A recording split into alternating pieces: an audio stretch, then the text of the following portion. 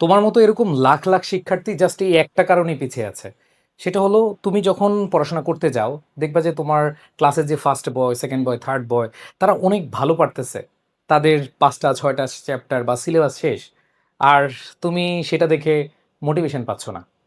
তোমার কাছে মনে হচ্ছে তারা তো অনেক ভালো কোচিংয়ে পড়েছে, তারা তো অনেকগুলো প্রাইভেট পড়ে, তারা তো অনেক কিছু শেষ করে ফেলেছে। আমার দ্বারা সম্ভব না। এরকম লাখ লাখ শিক্ষার্থী শুধু এই কারণটার জন্যই পিছিয়ে পড়তেছে।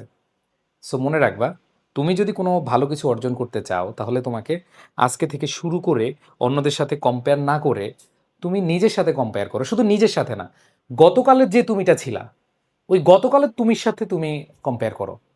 আমরা যেটা করি, আমরা হচ্ছে যে যখন কম্পেয়ার করি অনেক বড় জিনিসের সাথে কম্পেয়ার করি।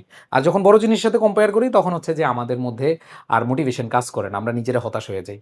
সো ভাই, তোমার কাছে আমি একটা কথা বলতে চাই, সেটা হলো তুমি আজকে থেকে যে কাজটা করো, গতকালের তুমি কি ছিলে এবং আজকে তুমি কি চেঞ্জ করতে পেরেছো নিজেকে, সেটাকে তুমি ফোকাস করে সামনে আগাও। এটা যদি করতে পারো, তুমি দেখবা যে যারা তোমার কাছ থেকে অনেক বেশি এগিয়ে আছে তাদের কাছে যেতে তোমার বেশি সময় লাগবে না।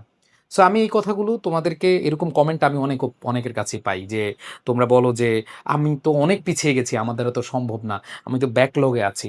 নো, এগুলো সব মাথা থেকে ঝেড়ে ফেলে তুমি একটা কাজ করো, তুমি গতকালের তুমির সাথে একটা প্রতিযোগিতা করো।